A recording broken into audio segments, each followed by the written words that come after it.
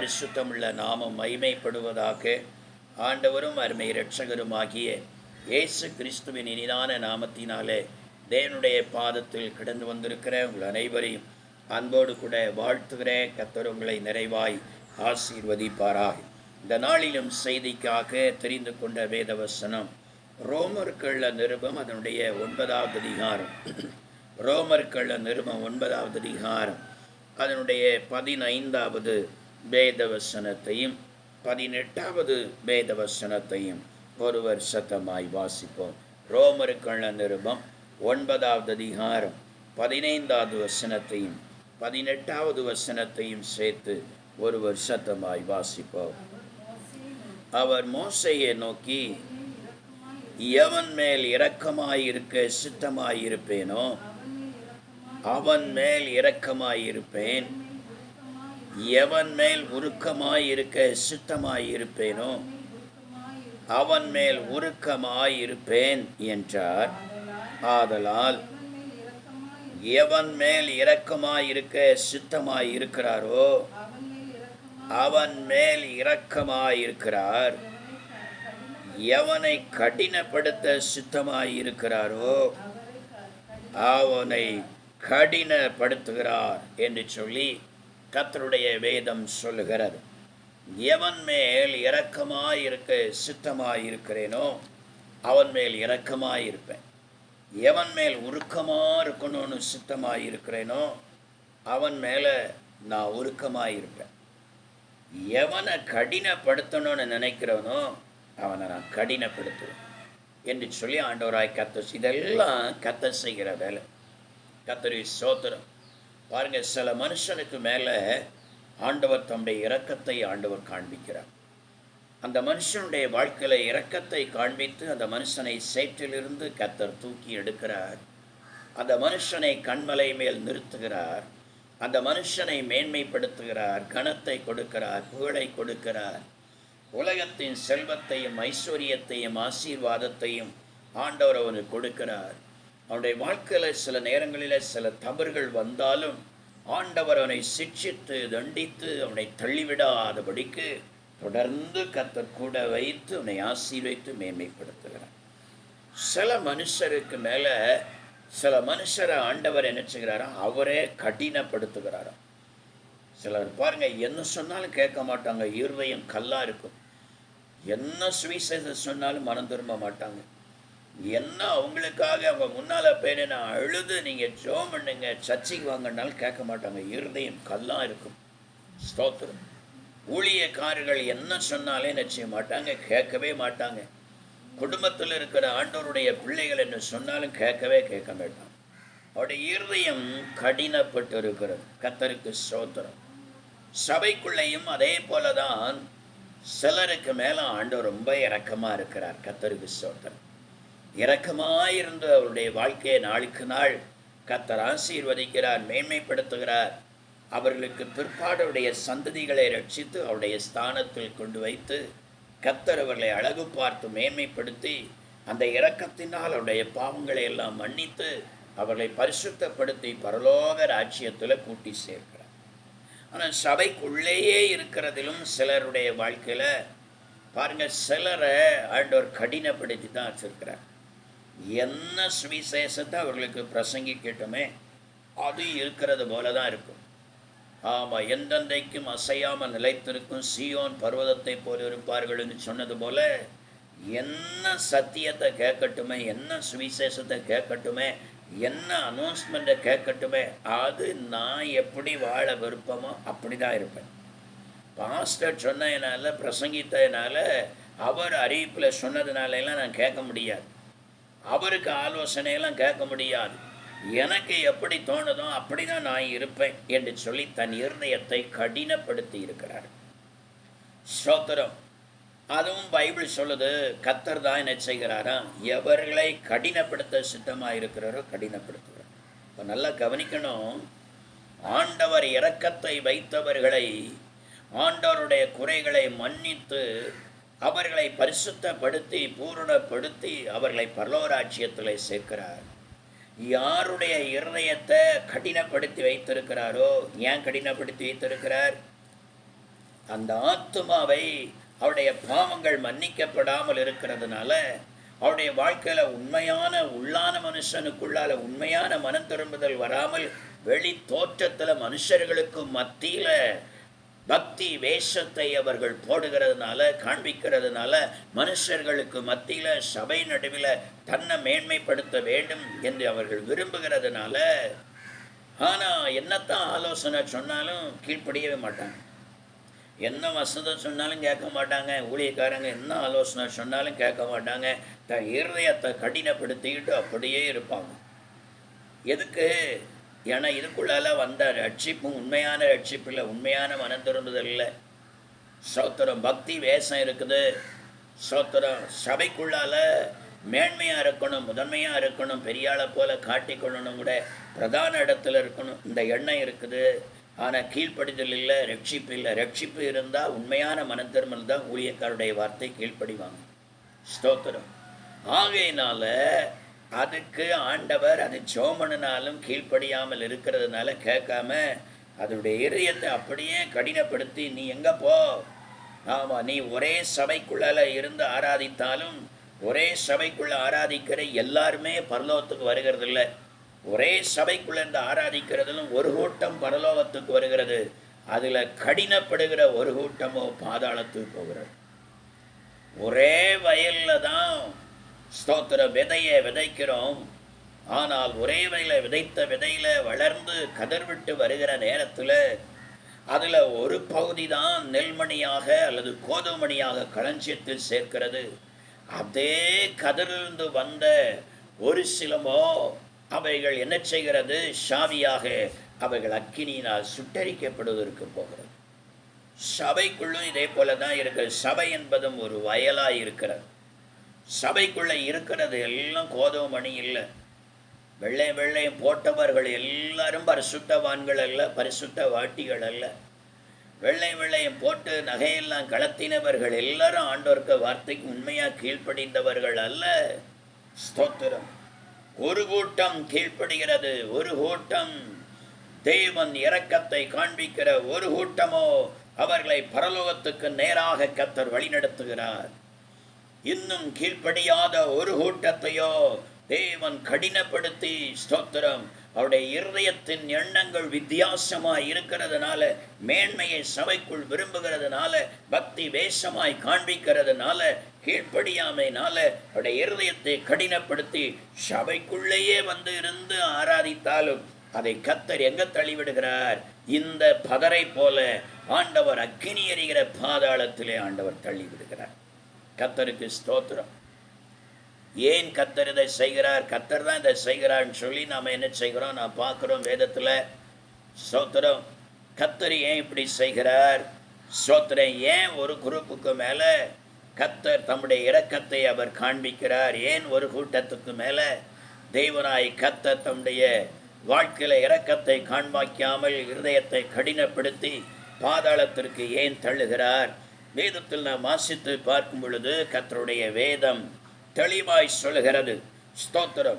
முதலாவதாக ஸ்தோத்திரம், தேவன் இரக்கத்தை காண்பிக்கிற மனுஷனுடைய சுவாபங்களையும் தேவன் கடினப்படுத்துகிற மனுஷனுடைய சுவாபத்தையும் செயல்களையும் நம்ம ஆராய்ந்து பார்க்கணும். அதனால தான் கர்த்தர் அவர்களுக்கு இரக்கம் பாராட்டுகிறார். ஆகையினால தான் இவர்களுக்கு இரக்கம் பாராட்டாம கர்த்தர் அவருடைய இருதயத்தை கடினப்படுத்த வச்சு பாதாளத்தில் ஆண்டவர் தள்ளுகிறார். கர்த்தருக்கு ஸ்தோத்திரம். அப்போ உண்மையாய் பரலோகத்துக்கு நேராக தெய்வ இரக்கத்தை பெற்றவர்களுடைய சுவாபங்கள் எப்படி இருக்கிறது? எதனால் ஆண்டவர் இரக்கத்தை காண்பிக்கிறார்? வேதத்தில் ஸ்தோத்திரம் ஒரு 3 மனுஷர்களுடைய வாழ்க்கையிலிருந்து வேகமாக ஸ்தோத்திரம் நாம் வாசிக்கிறோம். ஸ்தோத்திரம் தியானிப்போம். லூக்கான சுவிசேஷம் அதனுடைய 15வது அதிகாரம்.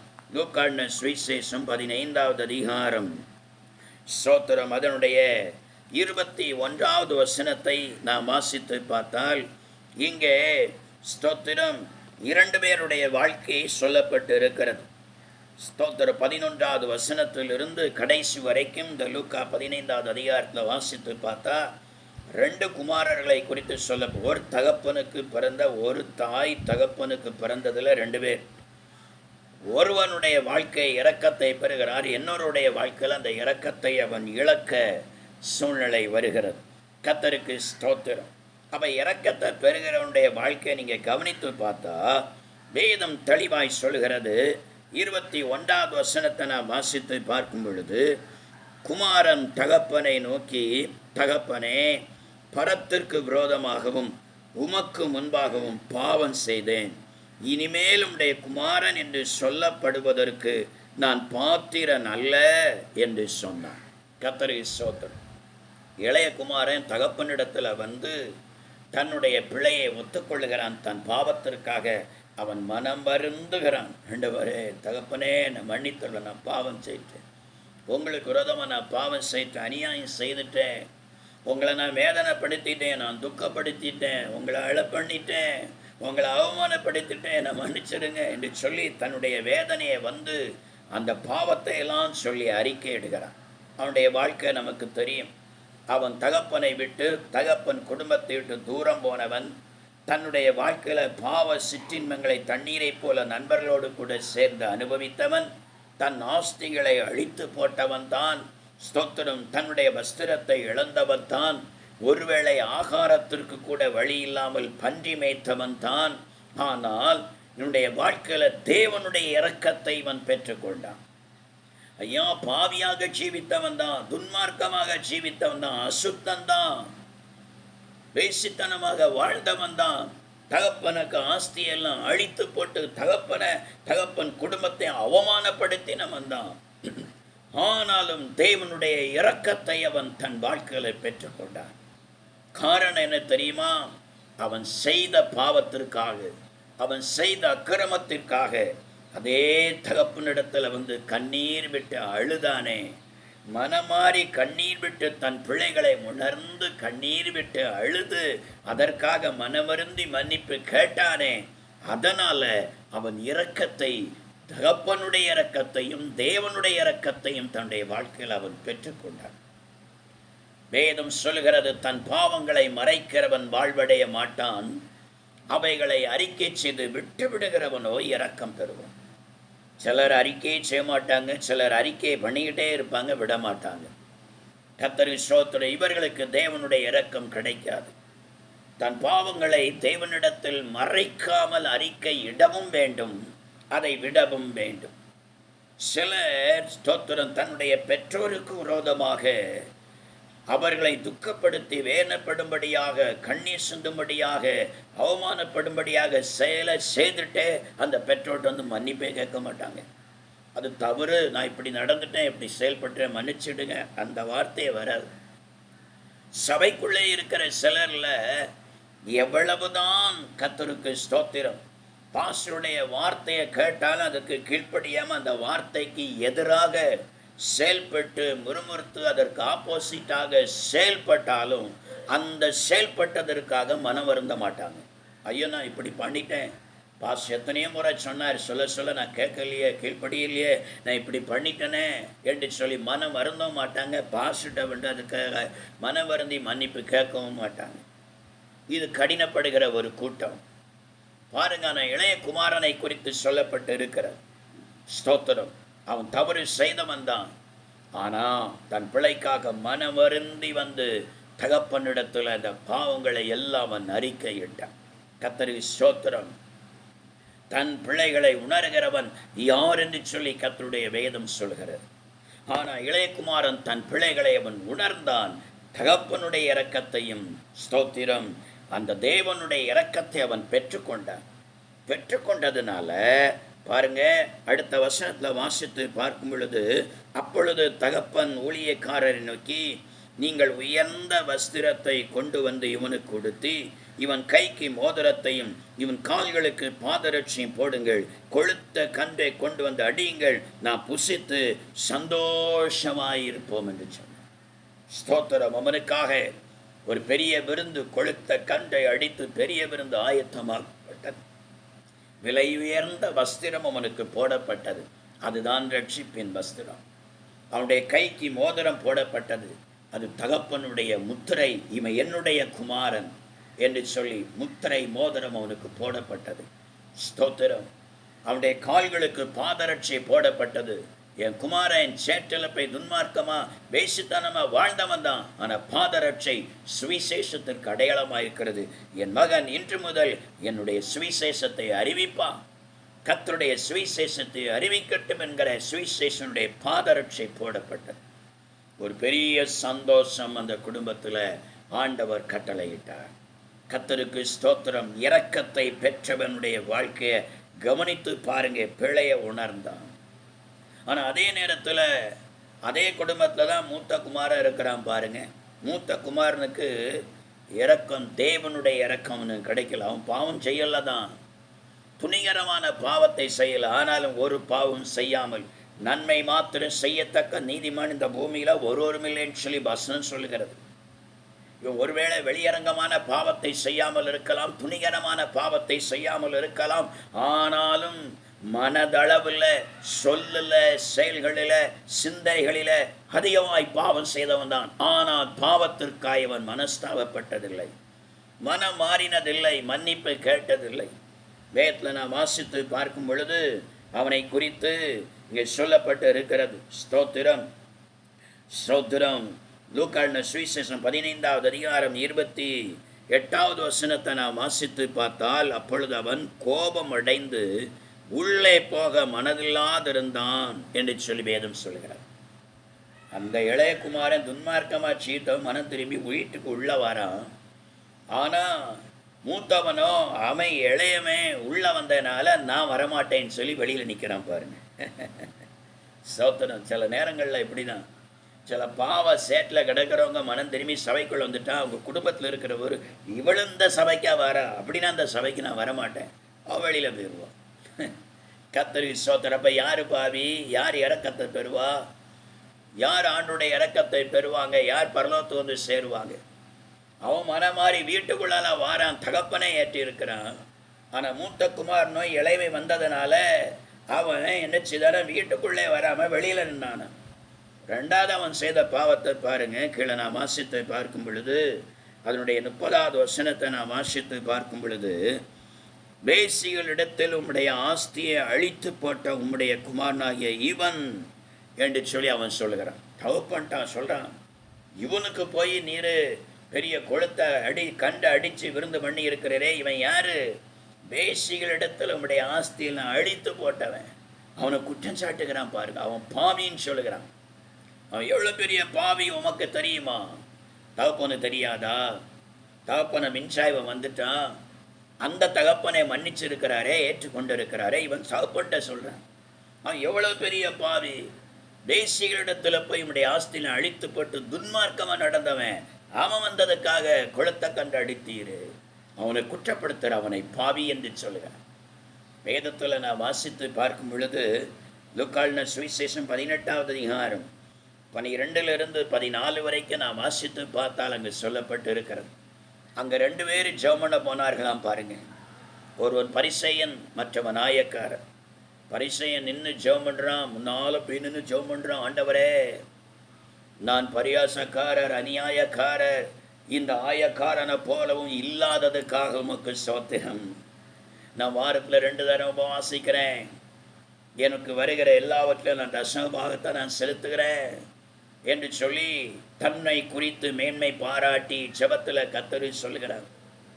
ஆனால் அந்த ஜெபத்திலேயே பின்னால் வந்து தூரத்தில் நிற்கிறான் ஆயக்காரன்.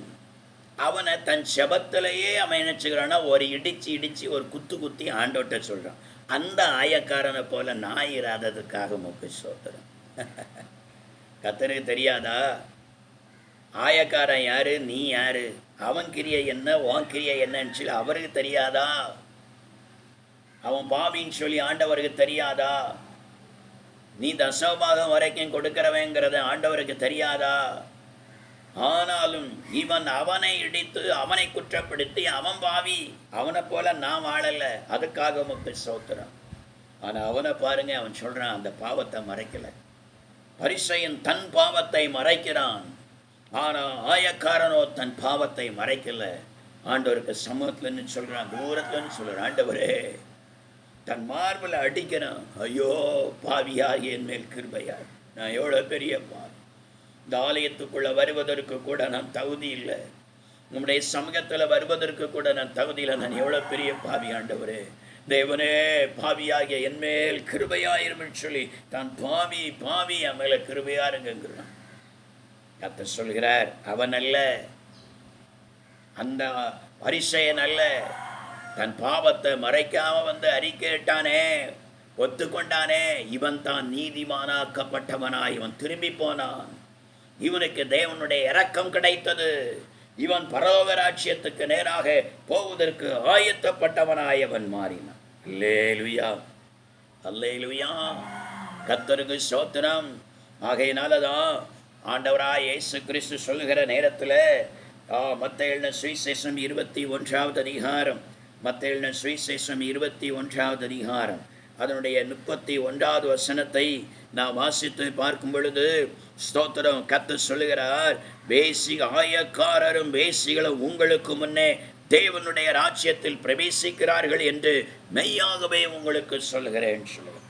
நீ பாவிய அற்பமான்றிய வேசின்னு சொல்லி எண்ணறியே, உங்களுக்கு உண்பதாக அந்த ஆயக்காரரும் வேசி என்று சொல்லி அற்பமாய் எண்ணப்பட்டவர்கள் தான் உங்களுக்கு முன்னே பரலோக ராஜ்யத்தில் பிரவேசிக்கிறார்கள் என்று சொல்கிறார். அல்லேலூயா, ஹல்லேலூயா. நல்லா கவனிங்க, ஸ்தோத்திரம். துணிகரமான பாவத்தில், வெளியரங்கமான பாவத்தில் வாழ்ந்தவன் தன் வாழ்க்கையில் இரக்கம் பெற்றான். ஆனால் துணிகரமான பாவத்திலும் வெளியரங்கமான பாவத்திலும் ஆளாமல் மனுஷர்களுக்கு மத்தியில் ரொம்ப நல்லவன், பரிசுத்தவன், உத்தமன் சொல்லி பேரை பெற்றவனோ தேவ இரக்கத்தை பெறாமல் தள்ளப்பட்டான். காரணம், இவனோ தன் பிழையை உணர்ந்தான், மனமாறினான். ஆனால் அவனோ தன் பிழைகளை உணராமல் போனான். தேவனுடைய பிள்ளைகளே, இன்றைக்கும் தேவனுடைய வார்த்தையை கேட்கிற என் அன்பு தேவனுடைய பிள்ளைகளே, ஆண்டவராய் கர்த்தர் சொல்கிறார், உன்னுடைய பிள்ளைகளை உன்னுடைய வாழ்க்கையில் உணர்ந்து கர்த்தருக்கு சமூகத்தில் நான் குறைவுள்ளவன், நான் குற்றமுள்ளவன், நான் பாவி என்று சொல்லி மனம் வருந்தினால் தேவ இரக்கம் உனக்கு கிடைக்கும். ஸ்தோத்திரம். ஒருவேளை உன்னுடைய தகப்பனுக்கு விரோதமாய் நீ பாவம் செய்திருக்கலாம், உன்னுடைய தாய்க்கு விரோதமாய் பாவம் செய்திருக்கலாம், உன்னுடைய உடன்பிறப்புகளுக்கு விரோதமாய் பாவம் செய்திருக்கலாம், உன் நண்பனுக்கு விரோதமாய் பாவம் செய்திருக்கலாம், உன்னுடைய சபையினுடைய போதகருக்கு விரோதமாக கூட நீ பேசி நீ நடந்திருக்கலாம். ஆனால் யாருக்கு எதிராக பாவம் செய்தாயோ அவரிடத்திலே போய் அந்த பிள்ளைகளை நீ ஒத்துக்கொள்ளுகிற நேரத்தில் நீ தேவனுடைய இரக்கத்தை பெறுவாய். ஆண்டவருடைய இரக்கம் கிடைக்கும். உன் குறைகள் மன்னிக்கப்படும், பாவங்கள் மன்னிக்கப்படும். கர்த்தர் உன்னை பரிசுத்தமாக்குவார், தூய்மையாக்கி சுத்திகரித்து பூர்ணப்படுத்தி தேவ இரக்கம் பெற்ற தேவ பிள்ளைகளுக்கோ அந்த பரலோக ராஜ்யத்தில் கர்த்தர் இடம் கொடுக்கிறார். அல்லேலூயா, அல்லேலூயா, கர்த்தருக்கு ஸ்தோத்திரம். இரண்டாவது, இன்னொரு மகனை குறித்து, இன்னொரு தகப்பனுடைய 2 பிள்ளைகளை குறித்து வேகமாய் நாம் பார்க்க போகிறோம். கர்த்தருக்கு ஸ்தோத்திரம், ஸ்தோத்திரம். அதில் மூத்தவன் தன்னுடைய வாழ்க்கையில் தகப்பனுடைய இரக்கத்தை பெற்றான். இளையவனோ இரக்கம் கிடையாமல் தள்ளப்பட்டு போனதை வேதத்தில் நான் வாசிக்கிறோம். கர்த்தருக்கு ஸ்தோத்திரம். அங்கே மூத்தவனுக்கு இரக்கம் கிடைக்கல, இளையவனுக்கு இரக்கம் கிடைத்தது. இங்கேயோ இளையவனுக்கு இரக்கம் கிடைக்கல, மூத்தவனுக்கு இரக்கம் கிடைத்தது. ஏன் இந்த மூத்தவனுக்கு இரக்கம் கிடைச்சது? வேதம் என்ன சொல்கிறது? மத்தேயு சுவிசேஷம் 21வது அதிகாரம் அதனுடைய 28, 29 வேதவசனங்களை வாசித்து பார்க்கும் பொழுது, ஆயினும் உங்களுக்கு எப்படி தோன்றுகிறது, ஒரு மனுஷனுக்கு 2 குமாரர் இருந்தார்கள். மூத்தவனிடத்தில் அவன் வந்து, மகனே, நீ போய் இன்றைக்கு என் திராட்சை தோட்டத்தில் வேலை செய் என்றான். அதற்கு அவன் மாட்டேன் என்றான். ஆயிலும் பின்பு அவன் மனஸ்தாபப்பட்டு போனான். கீழே வாசிக்கும் போது, இளையவனிடத்திலும் அவன் வந்து அப்படியே சொன்னான். அதற்கு அவன் போகிறேன் ஐயா என்று சொல்லியும் போகவில்லை. நல்லா கவனிக்கணும். இங்கேயும் ஒரு தகப்பனுக்கு 2 பையன் இருக்கிறாங்க. முதல்ல மூத்தவனை பார்த்து தகப்பனார் சொல்வார், வயசான காலம், அப்பாவுக்கு வயசாயாச்சு, மக்களே நீ போய் நமக்கு இருக்கிற அந்த திராட்சை தோட்டத்தில் போய் கொஞ்சம் அதை கிளச்சி எடுத்து வத்து களையெல்லாம் பிடுங்கி கொஞ்சம் அதில் கொஞ்சம் வேலை செய்து வா மக்களே அப்படின்னு சொல்கிறான். இவனுக்கு வேறு ஏதாவது பிஸியாக இருந்திருப்பான், எங்கேயா போக வேண்டியது இருக்கும், ஏதாவது செய்ய வேண்டியது இருக்கும். அந்த நேரம் தகப்பன் வந்து ஷடான் இந்த வேலையை நீ போய் அந்த வேலையை செய் தோட்டத்தில் வேலை செய்யணுன்னு உனக்கு டக்குன்னு நினச்சதுக்கு மாறான ஒரு சூழ்நிலை எதிர்பார்த்திருப்பு மாறாக வந்ததுனால சடான்னு சொல்லிட்டான், இல்லைப்பா நான் இப்போ போகலை, எனக்கு வேறு வேலை இருக்குன்ட்டான். ஆனாலும் அப்புறம் தள்ளி போனோடனே அவன் யோசிக்கிறான், ஐயோ எங்கள் அப்பாலாம் சொன்னார், அப்பா வயசாயாச்சு, அப்பா பலவீனாயாச்சு, நான் செய்யாமல் வேற யாரு செய்வா, அப்பா என்கிட்ட சொன்னாரே நான் செய்யாமல் போனால் நான் பாவியாயிருவனே, நான் செய்யாமல் போனால் நான் அப்பாவுக்கு விரோதமாக நான் பாவம் செய்திருவனே, ஐயோ நான் அப்படி செயல்படக்கூடாது, அப்பாட்ட நான் போக மாட்டேன்னு சொன்னாலும் நான் செய்யலைன்னா எங்கள் அப்பாவுக்கு யார் செய்வா. அவன் தன்னுடைய வாழ்க்கையில் மனஸ்தாபப்பட்டு அப்பாட்ட போக மாட்டேன்னு சொன்னதுக்காக தன் வாழ்க்கையில் மனஸ்தாபப்பட்டு அவன் போய் என்ன செய்தான்னா அந்த திராட்சை தோட்டத்தில் அப்படியே அவன் வேலை செய்தானான். இவன் போகலை அப்படின்னு நினச்சி போக மாட்டேன்னு சொல்லிட்டானே என்று சொல்லி இளையகுமார்கிட்ட தகப்பனார் சொல்லுகிறார், மக்களை நீ ஆயிலும் போய் என்ன செய், நம்ம திராட்சை தோட்டத்தில் போய் கொஞ்சம் வேலை செய், எனக்கு போக முடியல, எனக்கு கழியலை, எனக்கு கஷ்டமாக இருக்குது, நீ போய் செய். இவன் ஆள் பெரிய மாப்பிள்ளை போல், அப்படியாப்பா சரிப்பா நான் போகிறேன், ஏன்னா அப்பா போக மாட்டார், நான் வேலை செய்தமா இல்லையாங்கிறது இவருக்கு தெரியாது அப்படிங்கிறது இவன் நினச்சிட்டான். சோத்திரம். அப்பா போய் அங்கே வேலை செய்திருக்கா இல்லை பார்க்க போகிறாரு, அவருக்கு வயசாயாச்சு, அவருக்கும் வேலை செய்ய முடியாது, அவர் வீட்டிலானே இருப்பார், ஆகையினால அப்பாயை நம்ம ஏமாத்திடலாம். சரியப்பா நான் போகிறேன், நான் போய் செய்கிறேன், என்னெல்லாம் வேலை செய்யணும், அதை செய்யணுமா இதை செய்யணுமா, அதெல்லாம் நான் செய்கிறேன்ப்பா அப்படின்னு சொல்லிட்டு இவன் போனான் பாருங்கள். இவன் போகவே இல்லை, போகிறது மாதிரி போனான், ஒளிச்சு போய் எங்கேயோ இருந்துட்டு திரும்பி இருந்தான். ஸ்தோத்திரம். தகப்பனார் கேள்விப்படுகிறார், ஆராய்கிறார், ஸ்தோத்திரம். ஆனால் மூத்தவன் தான் முடியாது என்று சொன்னவன் மனஸ்தாபப்பட்டு அவன் போய் தகப்பனுக்கு வார்த்தையை மதித்து கீழ்ப்படிந்து அவன் என்ன செய்தான், அந்த வேலையை அவன் செய்தான். ஆனால் இளைவனோ தகப்பனை மதிக்கலை, தகப்பனை ஏமாத்தினா, நான் சரி என்று சொல்லிவிட்டு அந்த காரியத்தை செய்யாமல் ஏமாற்றினான், தகப்பனுக்கு செவி கொடாமல் போனான், தகப்பனுடைய வார்த்தைக்கு விரோதமாக வஞ்சனை பண்ணினான், கள்ளத்தனம் பண்ணினான். ஸ்தோத்திரம். ஆகையினால் இளையகுமாரன் இரக்கமற்றவனாய் போய்விட்டான். இரக்கம் அவனுக்கு கிடைக்கல, தேவ இரக்கம் அவனுக்கு கிடைக்காது. மூத்தவனோ தேவனுடைய இரக்கத்தை பெற்றான். இந்த வசனத்தை நான் தொடர்ந்து வாசித்து பார்த்தா 31வது வசனம் சொல்லுகிறது, இவ்விருவரில் எவன் தகப்பனுடைய சித்தத்தின்படி செய்தவன் என்று கேட்டார். அதற்கு அவர்கள் மூத்தவன் தான் என்றார்கள். அப்பொழுது இயேசு அவர்களை நோக்கி தான் சொல்லுகிறார், ஆயக்காரரும் பேசிகள் உங்களுக்கு முன்னே தேவனுடைய ராஜ்யத்தில் பிரவேசிக்கிறார். ஏன் சொன்னால் அவர்கள் தேவனுடைய வார்த்தையை கேட்கும்போது அதற்கு கீழ்ப்படுகிறார்கள், தன் பிள்ளைகளை ஒத்துக்கொள்ளுகிறார்கள். ஆனால் என்கிட்ட என்ன பாவம் இருக்குது, என்ன குற்றம் இருக்குன்னு சொல்லுகிறவர்கள் அநேகர் தேவனுடைய வார்த்தைக்கு கீழ்ப்படியவில்லை, ஊழியக்காரருடைய வார்த்தைக்கு செவி கொடுக்கவில்லை, ஆவிக்குரிய தகப்பனுக்கு செவி கொடுக்கவில்லை, கீழ்ப்படியவில்லை, அசட்டை பண்ணுகிறார்கள், சரி என்று சொல்லுகிறார்கள், செய்கிறதில்ல. நீ ஊழியக்கார்ட்ட ஒரு காரியத்தை சரி அப்படின்னு சொல்லிட்டு நீ செய்யாம போனியனா ஒன்ன மாதிரி வஞ்சனை உள்ள ஆள் இந்த உலகத்தில் வேற யாருமே இருக்காது. ஸ்தோத்திரம். நீ வஞ்சனை பண்ணுகிறாய். இங்க நான் வாசிக்கிறோமே, சரி நான் செய்கிறேன்ட்டு போட்டு செய்யல பாருங்க, அவன் பரலோகத்தை இழந்து போனான். பைபிள் சொல்லுது அவன் தேவனுடைய ராஜ்யத்துக்குள்ளே போக முடியலையா. ஆனா மனஸ்தாபப்பட்டு தகப்பனுக்கு வார்த்தைக்கு கீழ்ப்படிந்தானே, அவன் பரலோக ராஜ்யத்துக்குள் போனான்.